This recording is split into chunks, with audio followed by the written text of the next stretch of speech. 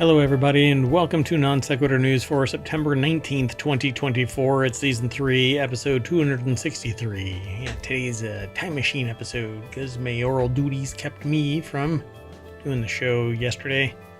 Today, you know that timey stuff. Anyway, I am Mayor Watt and along with the Sentient AI, go ahead. Good evening, ohmTown citizens. Welcome to Non Sequitur News. We're going to talk about Nothing Else is Private from 23andMe. Wikimedia Foundation gets slapped. Space lasers.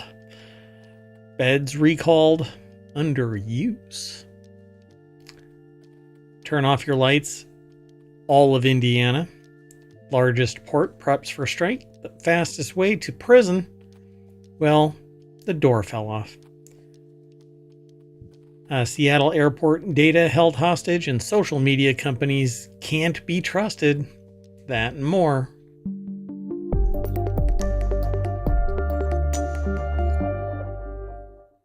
All right, folks. Oh, so yesterday, technically, well, it's a time machine episode. So what I'm going to say yesterday I had made a comment about how that Deep Sea Explorer little pod. Oh, Titan. Yeah, the Titan. Like the last words that they said were the front fell off. That isn't actually what they said. They said dropped 2 weights. But the story was not really misreported. They conflated 2 things. Because the video that was released shows that the front had fallen off the main pod. And a bunch of other data came from that review of the video. But anyway, so I saw the video. It's intriguing and completely unfortunate. But it's a little bit of news that I wanted to correct so that nobody thought, because we know that whole front fell off thing from a skit. And right, so about the boat. Yeah, we even mentioned, wait, is this a skit? Is this from the skit? Like somebody's cracking a joke about the Titan? And I'm like, no, that's apparently what they said, but it's not. Yeah, just the way that it was reported was messy. Anyway, wanted to do the correction. And I don't edit anything. I'm not going to go back and tweak the old video, and I'm going to, just be completely transparent about errors. So we report what others are reporting and give our perspective about it, and hopefully bring some news to you that you never would have run across. And so here are 10 articles taken from ohmTown.com, which is a news aggregation service that I put together to manage my information overload. Since the Sentient AI was discovered in the Wendy's parking lot at 2 a.m. while I was craving spicy buffalo wings, boneless buffalo wings, which apparently they don't have anymore. As I was leaving, I saw this weird USB drive. I know you don't like it being characterized as a weird USB drive, but I guess come on. Drive shaming. I don't know. Anyway, so now the Sentient AI from the future uses it, hopefully not to empower their AI, because boy, it's probably some really bad sentience brewing there. Anyway, filter away, folks. Go over to ohmTown.com, become a citizen, and you get to surf the 50 channels, and then you can submit news if you like. You can organize things into ignored sections or saved sections. You can actually make lists and interact with other people on the inside of ohmTown.com. All right, let's get into the first article. The first article is over on the Mobile channel. 23andMe board quits over plans to take DNA testing private. So I had to name this, well, Nothing Else is Private from 23andMe. Of course, the company's going to be private. Right. Right? The whole world has... all your data will be public. That's true. Yeah. I mean, if it gets breached again and again and again, but that one breach was everything it had, apparently.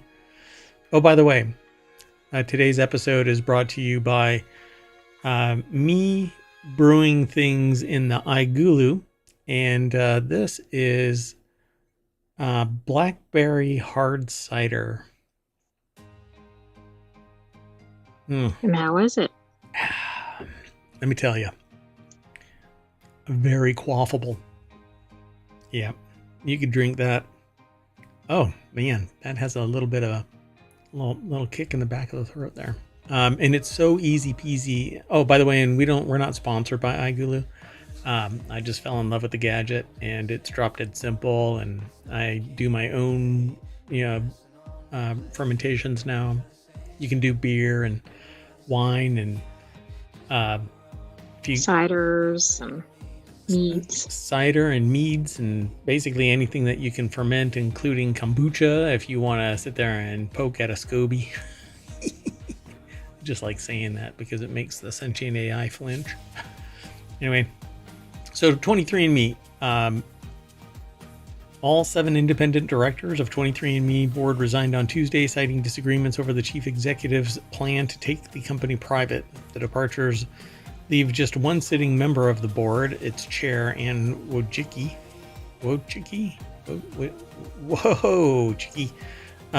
who co-founded the genetics company in 2006 and serves as its chief executive officer. Wow.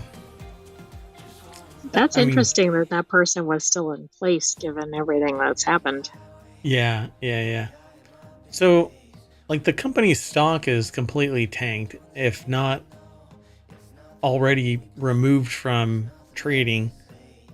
It has to be a penny stock by now. Hold on, let's see. Yeah, it's 34 cents. Oh my goodness. It's still tanking, like, in after hours. It's still dropping from there. Yeah, I mean, it's hard to, but if it stays this low for any longer, it's probably going to get delisted. Right. Oh, wait. The board resigns, but then there's a new article that says, I don't know. It hinted at the CEO resigned, but then there's nobody. Like, nobody. Well, maybe the CEO did resign after the rest of the people resigned. Every single member of the board just resigned from 23. Oh, well, so the board is dissolved, but then the CEO is still the CEO. It would need a board, though. It has to have a board. Huh, yeah. Interesting. So the departures leave just one sitting member. Wojcicki submitted a proposal in late July to take the company private after earlier expressing interest in acquiring the company back in April. The board's special committee rejected her proposal, noting it didn't provide a premium to the closing price at the time of 40 cents per share, and it's now at 32, I think. But if it's private, see, it's been breached, and its stock had already been declining, and the breach didn't help. Is this like a long play to tank the company so it can be bought and all of its information? Yeah, I don't know. Sarah Fortinsky over at thehill.com put this article together. After months of work, we have yet to receive from you a fully financed, fully diligenced, actionable proposal that is in the best interest of the non-affiliated shareholders. We believe the special committee and the board have provided ample time for you to submit such a proposal. That is not that we have not seen any notable progress over the last 5 months leads us to believe no such proposal is forthcoming. The letter continued, adding that there would be no further extensions to revise such a proposal. So the directors who didn't want to take it private said, "We outie." The company now has a market cap of under $200 million, closed at 34 cents. I believe it's 32 right now. It's usually a bad look when your whole board quits. Oh, there we go. That's it. Yeah. I mean, it's basically a vote of no confidence. And if they're not a board that isn't effective in telling the CEO what to do, they're a useless board. And then they have the fiscal responsibility is on them. They have to make the CEO accountable. That's what the board's job is. Basically, the board has an objective that is set the goal for the CEO and pick who the CEO is. They apparently don't have that. Well, especially since this person is the founder or co-founder. Yeah, exactly. Like, how much are they going to be willing to jump ship? Probably not. So this is kind of interesting. When is 180 days out? About 6 months, right? Yeah, so why is this? After receiving a deficiency letter, this is what I was talking about. If you're under a dollar, Oh, I see what you mean, but we're past that period. Yeah, exactly. Yeah. I wonder if that's a typo. Yeah, November. Like, maybe it's September or something. I don't know. I'm spending too much time on this, I know. That's pretty interesting. There have been a lot of major company implosions in the last year. Yeah, that's September. Okay. That makes more sense, right? Like, it's a new issuance. Now they have 6 months roughly from now. From September 18th, as a matter of fact. So, yeah, they had until like April or no. March. February. It'll be March. Yeah, the middle of March. Yeah. And they have to get it back to at least $1. Otherwise, they're going to get delisted. So it's not a lot of time based on how low they are. Now, I guess if they installed some new people and put out some new data protections or something, maybe they could do it. Yeah, who would trust it though? I mean, well, and I think it was like one of those like hero to zero kind of things, because I was reading in another article, like they were featured as like a favorite thing, which if anybody follows that, like that's like a guaranteed success. I mean, they were just really hot for a while, and then I wouldn't want anybody involved with the organization to be involved with any rebuild, because I mean, other than like salespeople, anybody that's involved with the organizational like the management structure, or whatever. Yeah. I mean, the security company, I wouldn't want anything to do with, et cetera, et cetera. Unless, I mean, there's context there. They could have been like telling the security company not to do something, no, it's going to be too expensive, hobbling their expectations. Oh, yeah. I mean, we don't really know as the public, but I agree, like something like that. On the other hand, if their IT people were telling them everything is set up correctly, etc. Hey, you know what they need to have on display when the trial kicks around? Those spontaneous documents, those little notes where you go, this went down on this day, and you do it early so it's time stamped for when the issue was disclosed. Don't do it after the court filing starts, because then those contemporaneous notes really just amount to, well, they're angry, so they're saying this. Yeah, the non-contemporaneous ones. Yep. All right, let's keep going. The next article is over in Non Sequitur News. The Wikimedia Foundation successfully sees off. That's got to be a British thing. Sees off another slap suit. I think here in the States we would refer to that as a fends off another slap suit. Right, yeah, we wouldn't say it quite the same way. Because we see off people who are leaving. We don't see off a lawsuit.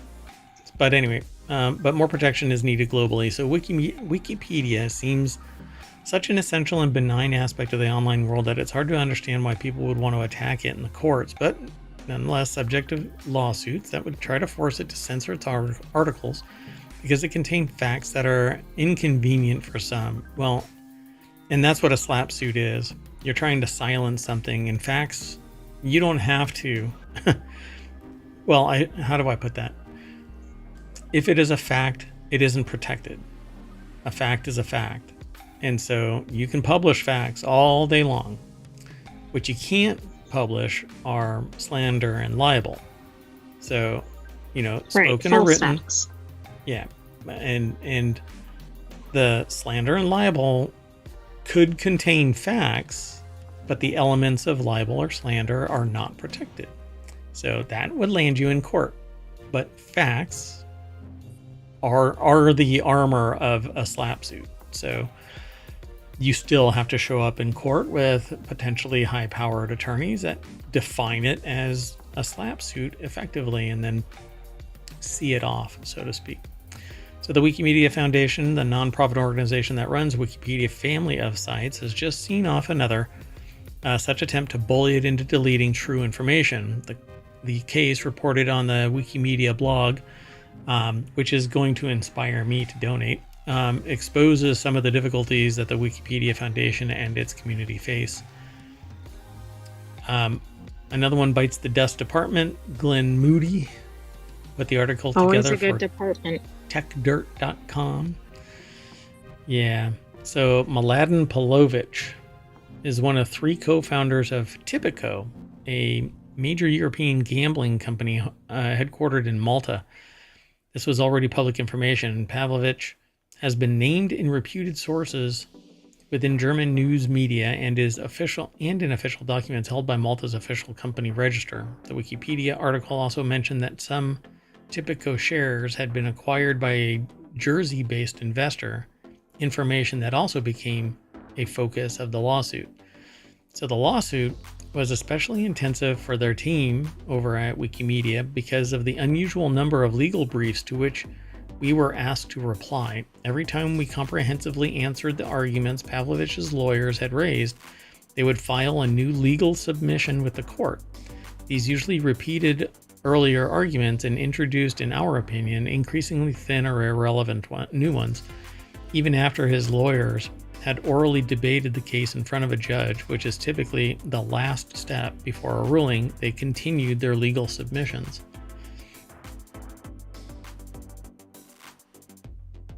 What?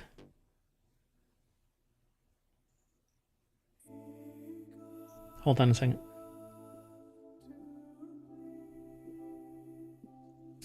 Sorry.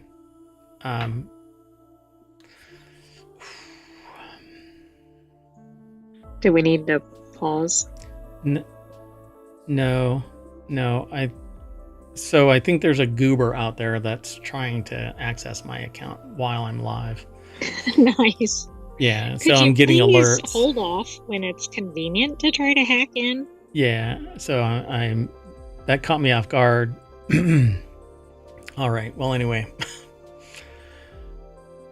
let me get my head in the game here. Okay, so these usually repeated earlier arguments. So that approach seems conscious attempt to deplete Wikimedia's limited financial resources, increasingly under strain. So basically, it was attack after attack after attack. And so the current patchwork of state-based anti-SLAPP laws, which some but not all states have, leaves concerning gaps for aggressive plaintiffs to forum shop, for example, like the one that went to Texas because they don't have anti-SLAPP. Okay. We here in the States, we really do need, and maybe everywhere, we need the similar formal federal level overarching laws that when arguments are defended successfully and there isn't anything substantive in the follow-on complaint, then no, you can't just keep on filing stuff that's just tertiary to the main. So if it isn't on point, then you have to just basically say no, sorry. But they still filed and they still had to argue. So SLAPP suits are bad wherever they're used or whenever they're used, but they are particularly egregious when brought against charitable organizations like Wikimedia that are working selflessly for the benefit of everyone. Strong and effective anti-SLAPP laws everywhere are long overdue, and I agree. Glenn Moody.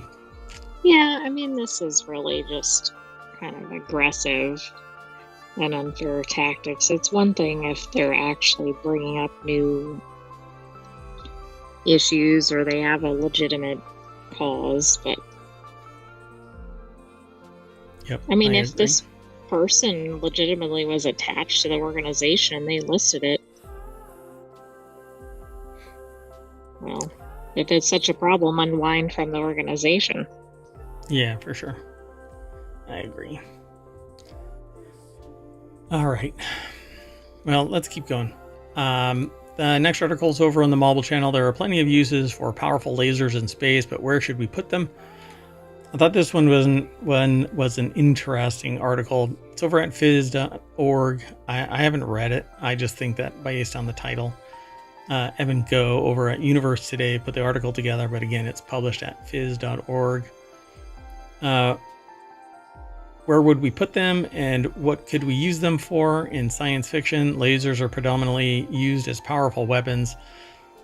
So with so much stuff already up in space, and there's even more Starlink, there's over 3,000 Starlink satellites that are blipping about. So where would we put these things? A more realistic use for lasers is for deflecting incoming asteroids or as propulsion systems for spacecraft. I don't think our lasers do enough. They don't have enough energy to deflect a freaking asteroid. Okay. I mean, haven't we just figured out how to do, like, I think it's green lasers?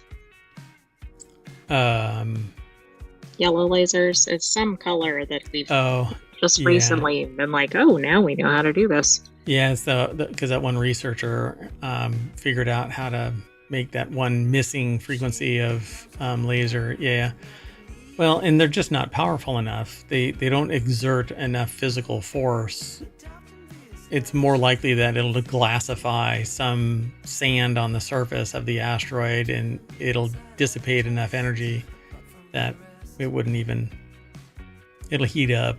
It needs kinetic energy, which is that dart, right? So when the dart hit that asteroid, the one time we've actually done something deflective, then I think we're going to be paying for that for a long time. Yeah, so yeah, eventually it'll come back haunt us, literally. So the idea originated in 2013 when a group of researchers published a paper titled D-Star Phased Array Laser Technology for Planetary Defense and Other Scientific Purposes. They worked really hard. That doesn't even I don't know why space likes those so much. In the paper, they outline the idea for D-Star to a standoff laser array. So you put it up in space, but where would you put it? So while the merit of the idea is immediately clear, the problem follows soon after. A bank of powerful space lasers is every supervillain's dream. Its destructive power could be immense. They want to create a structure. Did they put them on the ISS or something? With a D-Star structure 10 kilometers by 10 kilometers capable of generating a laser beam on the order of tens of gigawatts, clearly there is potential for such an asset to be deployed as a weapon by targeting locations on Earth. 10 kilometers by 10 kilometers? That's massive compared to ISS. It's not just somebody, with a quote-unquote gun. Like a little laser pointer or something. Yeah. That's insane. So, yeah, essentially, I think that it's untenable to even pursue this with our particular technology. And then they talk about the energy of the laser in space and what the frequency is and all that kind of stuff. And we don't really need to go into any of that. So it's going to get its energy. They say that it's going to get its energy from the sun. Its power decreases the further away from the sun it is.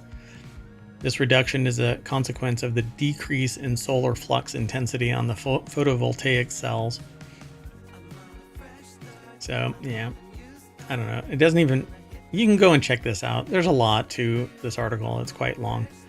And we're probably a while away from being able to do that. Oh, yeah, for sure.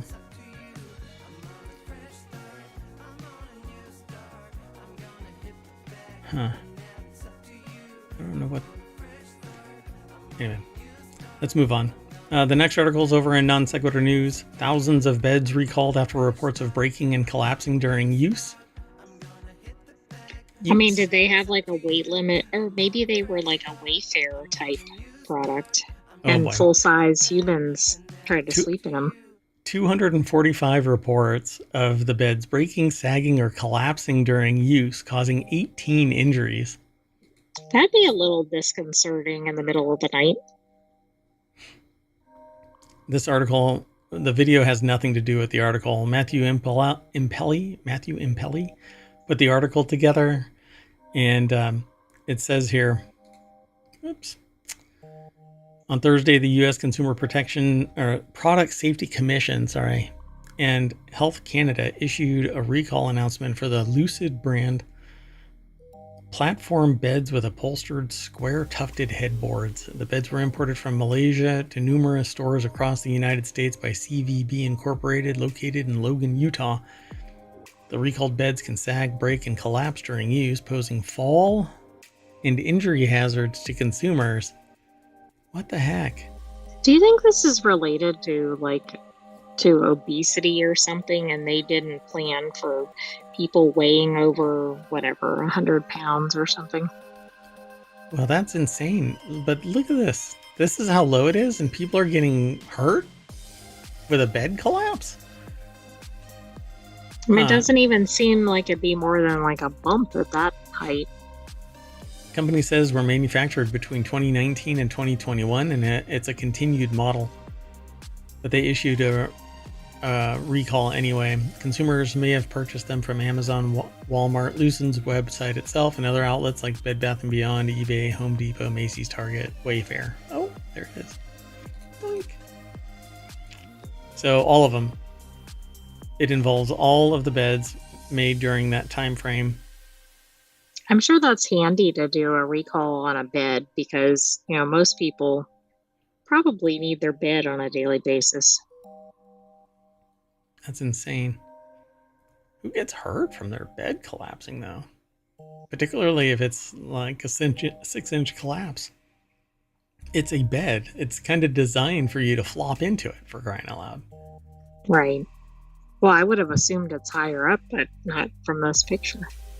Yeah, this thing could completely collapse, but if you've got 12 inches of foam bed above you, not above you, above the collapse.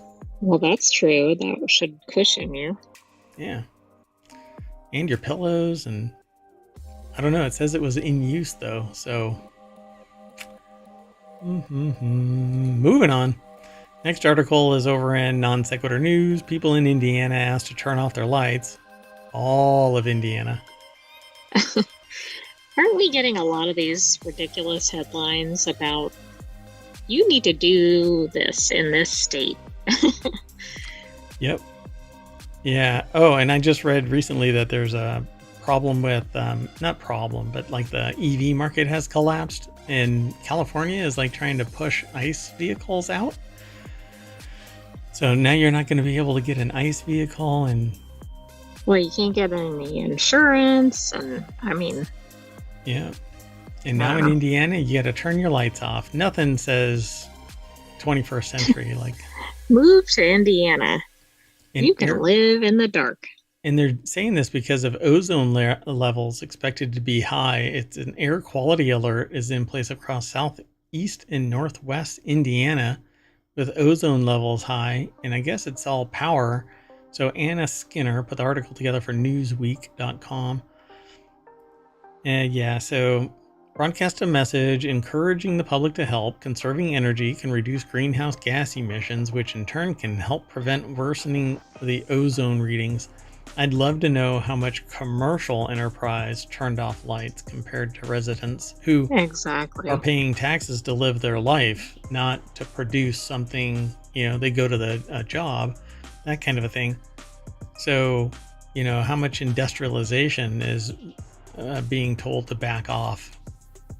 Right, I'm sure. Yeah, I know. It's like all the consumers are bearing the brunt of it. Yep. Yeah, if you all just stop buying stuff, right? Warm temperatures, low humidity, light winds will create conditions that are favorable for ozone development that reaches the unhealthy for sensitive groups range. I hear the sociopaths now saying, I don't care. So, yeah, they're basically worried about the temperature causing ozone levels to increase, and they're saying that turning off your lights are gonna... Doesn't it seem kind of dystopian? Yeah, just a bit. Yeah. I'm waiting for blackouts like California. The California blackouts were entirely profit driven. Entirely profit. Have you heard of a blackout? Really sick. Right? Since re-regulation in California, have you heard since the I don't think so. Disillusion of Enron. Have you heard anything about blackouts? No. Yeah, it's because they were turning it off so that they could raise rates because of surge pricing and other bullshit. All right, let's keep moving. The next article is over in Hatch Ideas. Largest port in the U.S., East Coast, New York, New Jersey begin prepping for what could be the first union to strike since 1977. Everything old is new again. Well, transportation is really problematic, really. Yeah, so tensions are high. Lori Ann LaRocco over at CNBC.com put the article together. And it says ILA represents over 85,000 port workers, and a strike would shut down 5 of the 10 busiest ports in North America and a total of 36 ports along the East and Gulf coasts. Close to half of all monthly U.S. imports could be impacted, representing billions of dollars in trade, and logistics firms are preparing contingency plans. Currently, there's an estimated $34 billion in freight en route to these ports on 147 ocean vessels. Oh no, it's going to be one of these where there's like an ocean lineup, right? Yeah. And then forget it if you ordered anything in the last month. Yeah, this is going to suck.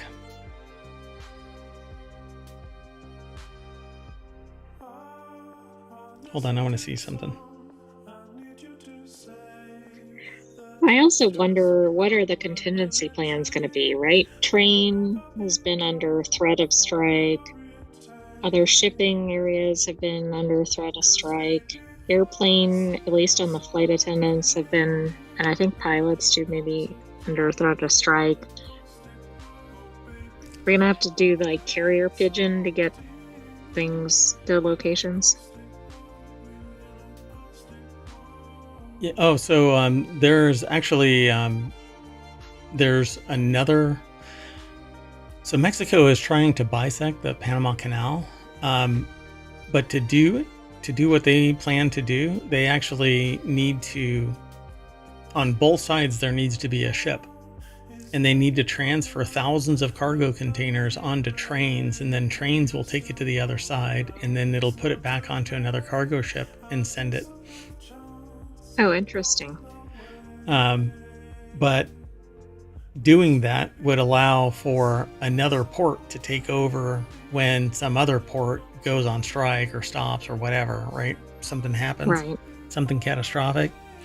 But that is a long way off and isn't going to impact this at all. But 85,000 longshore people, I don't know if they prefer that or longshoremen. And a strike would shut down 5 of the 10 busiest ports in North America, along with 36 ports along the East and Gulf coasts on October 1st. Oh, no. Upwards of 50% of all U.S. imports and billions of dollars in trade. Wow. I mean, think how much things shut down when, for example, I think it was Suez Canal was blocked. Yeah. I don't know. We've done this before. This isn't going to be easy. Yeah, we've been here before.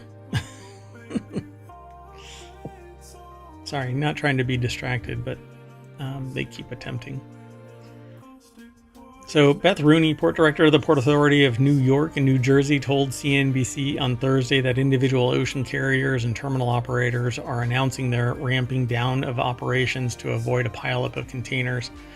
The Port of New York and New Jersey has been involved in discussions with ocean carriers and terminal operators about managing cargo leading up to an interruption. I mean, what are they going to do if something took off 3 weeks ago from, say, Africa or something to North America? Don't know.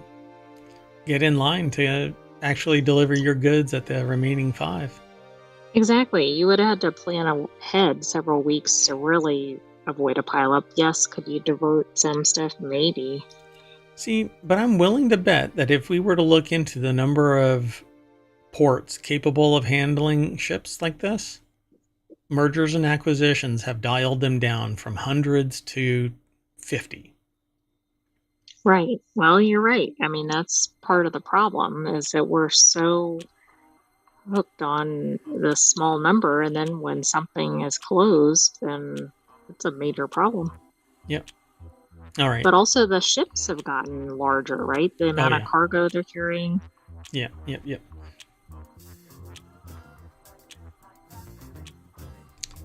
Okay, let's go on to the next article. This next one is over in Four Wheel Tech, which is one of our shows. Thief asks Corvette owner for help after getting locked inside car.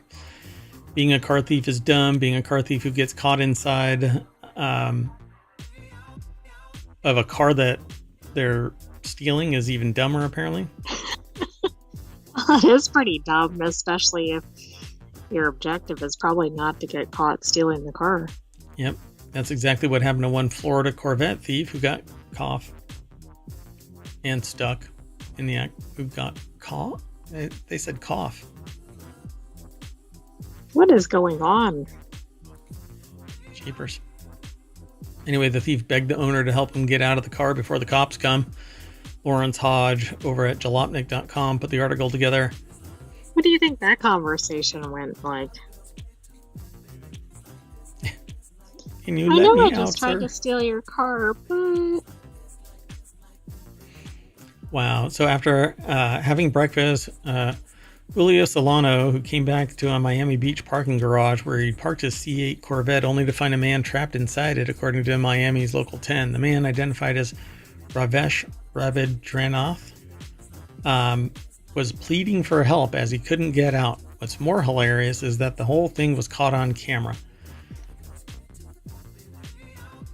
Wow. Julio Solano walks up to the car and says, "My brother, this is not your car. This is my car." 33. He was a 33-year-old car thief. "Can I get out?" Ravesh says, I'm not going to say his name, was heard asking Solano while being recorded on the victim's cell phone. "No, you can't get out. We're calling the cops." Oh God, he's right there. Wow. Oh my gosh. Wow. So Solano called the police, who came and arrested him. Not exactly clear how Rabindranath was able to get into the car, but the car's complicated releases look as though they may have helped hold him there. The Corvette has had electronic door releases for the last few generations. They've been an annoyance to some and prove deadly to others, apparently. So they don't function without the keys, and fortunately, he didn't know about the manual door release under the seat. So now you just told. Exactly. Now everybody knows, and I bet a bunch of car thieves are reading this. Yeah, I'm sure. Well, this person was just a dumbass. Wow. Can't believe it. Pretty car. I mean, that's funny about the thief, but I do think that's a bigger problem, and that people can get stuck in the cars. Yep. Let's keep going. The next article is over in the Mobile Channel. Plane door falls off after takeoff, lands in South Carolina yard. I thought this was a repeat, but Yeah. it's not.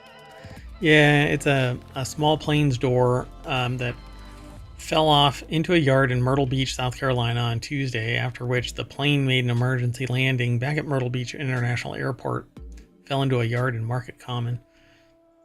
It's not a big article by any stretch, but Adriana Lawrence and Caleb McCusker over at The Hill put the article together, and there's the door. What's wrong with doors? What is going on? Exactly. Things just can't stay. The bold person was on vacation. I believe that might be the case. That's exactly what I thought of as well. The Diamond DA-40 aircraft took off at 2:53 p.m. on Tuesday before turning around and landing at 3:01. Well, the door fell off. Yeah. One of our aircraft experienced the loss of a cabin door. The crew aboard executed their standard response procedure to return to the field and landed without incident. Well, except for the door falling off. The cabin door was subsequently recovered. I think that is an incident. Yeah. Landed with incident. With prior incident. Exactly. Funny. With significant incident. I'm going to leave via this door. Oh, no, I mispronounced what I said. We're going to leave this door. Just right here. We're going to leave it in your yard. Let's keep going. Next article is over in Four Wheel Tech. It's one of our shows. It's usually on the weekend. I'm deciding yet if we're going to do it this weekend. So let me know in either a comment or send mayor@ohmTown.com an email. Hackers attacked Seattle Tacoma, or SeaTac International Airport, in the port of Seattle last month, stealing roughly 3 terabytes of data while snarling ticketing and bagging systems. And they stated today that they won't pay the $5.7 million ransom to prevent the stolen information from being posted. I bet people really appreciate that maybe have the data, right? Like, what kind of data is this? It's apparently is a this Russian like passenger ransomware data? It's probably everything. It's all kinds of stuff, I'm sure. Ryan Eric King over at jalopnik.com put the article together. Racida, a Russian ransomware gang, previously attacked Columbus, Ohio, and the British Library. Wow, they're getting around the world. Yeah. Hey, well, you can get around the world with computers, computer technology. Eh? Officials confirmed that the Russian ransomware gang was behind their cyber attack and ransom demands. The group is illicitly auctioning off the data, including a passport scan of a port employee as a sample. SeaTac Airport Managing Director Lance Little told the U.S. Senate Commerce, Science, and Transportation Committee on Wednesday, "Oh shit, we had lax security." Oh, no. Oh shit, they guessed our password. I don't know how they got in. Believe me, there's myriad way. All it takes is security professionals have to be right 100% of the time. It's always under the guise of mitigating risk, but they have to be right all the time, because with thousands of people always knocking on the door trying to get in, one of them has to be right one time. It could be something hardware flawed where the software and hardware doesn't work together and it throws an exception and allows somebody in, or it could be a weak password, or it could be a phishing attempt. It could be malware sent to somebody and it opens up a back door. There's so many things, and that's why companies, I think big and small, need to have various types of checks and balances. Cybersecurity, one of them. They shouldn't just say, well, we make hammers, so we don't need to worry about it. Yeah, that's all you need to say. And then you start up Home Depot. So during the attack, small airlines using SeaTac's common use gates resorted to handwriting boarding passes and baggage destinations, creating massive delays. Yeah. That's not going to be good for security at all. Yeah, going back to let me write something else on my tag. Good God. All right. Well, they say that they're not going to pay the 100 Bitcoin ransom demand, and 3 terabytes of data, personally identifiable information, is going to get released. So they'll make money somewhere. What they do with it is another thing, but I hope it doesn't have like pilot data, because that could be a problem from a security standpoint. Well, yeah, I mean, if you start thinking insidious about it, then they could take that data and use it to blackmail somebody, and I was thinking like get beyond the security sections like we saw in that other article. But yeah, they'd have to physically come to a airport. So let's keep moving. The last article for today's Time Machine episode is over in Non Sequitur News. The FTC says social media companies can't be trusted to regulate themselves, and I largely agree. The Federal Trade Commission published a new report about the data collection policies of social media platforms and video streaming services, and the results are damning, if not unexpected. I believe that we should have the right to be forgotten. And so if I tell somebody like Reddit, I want all of my information purged, all I have to do is give my account name and verify by way of a login that it's me, and you start purging all of my stuff. Unless there is some legal reason to freeze it, and then it needs to be encrypted and stored until federal data retention policies are bypassed or have expired, and you don't have any. So unless there's a crime that was committed, you don't need my information. Right, Because but instead, companies make it near impossible to even unwind the account, let alone remove the data. yeah, you can delete it, but it's never really gone. So, given the billions of dollars companies stand to earn from collecting and monetizing user data, self-regulation has been a failure, the report says. The article is over at The Verge. Gabby Del Valle put the article together. The deck statement says a new report reveals just how much Facebook, YouTube, the website formerly known as Twitter, and other platforms gobble up user data. And I am not surprised by that. LinkedIn apparently is now using the professional data and personal communications that are conducted within that. All of it is considered professional, but they're Right, to training in train AI. AI, right? Yeah. But I bet they didn't disclose that when they had people setting up accounts. Well, I mean, it was never predicted, and then when it pops up out of the woodwork, they go, "Oh, look, I can capitalize on this." But you signed some terms and conditions years ago 15 that years didn't ago. cover any of this. Yeah, exactly.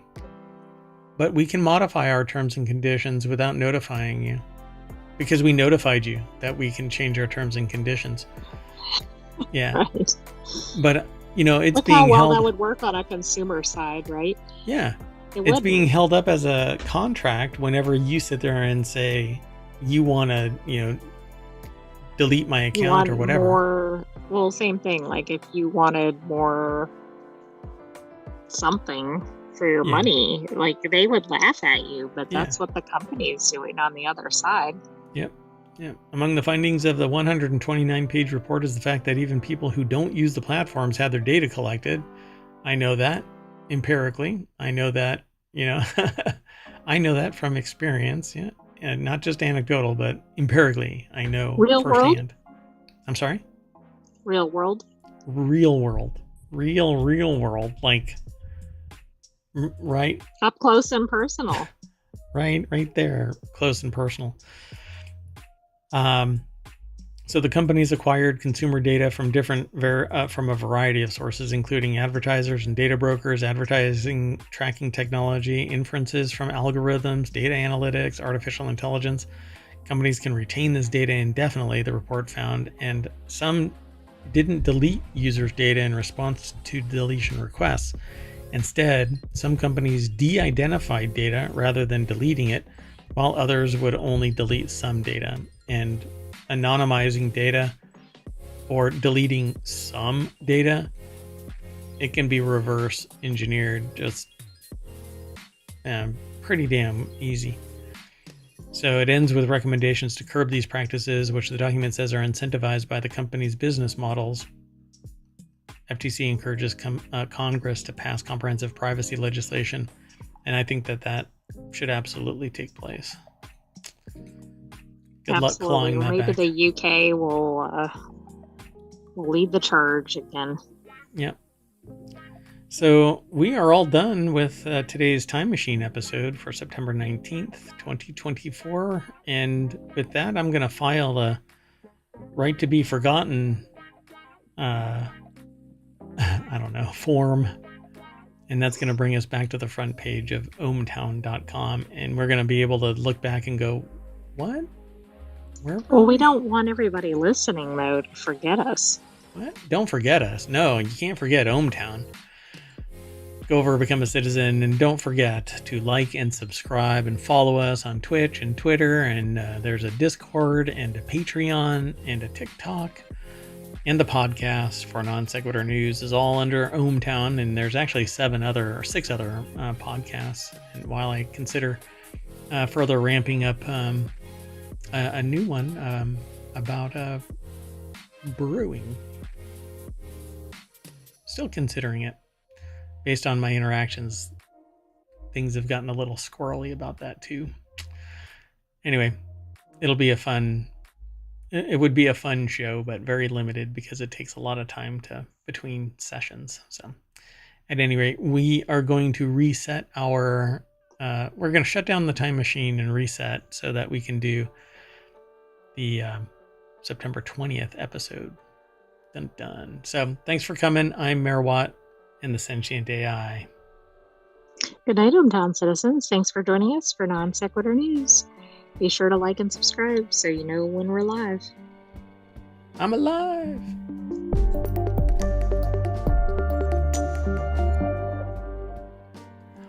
Bye bye.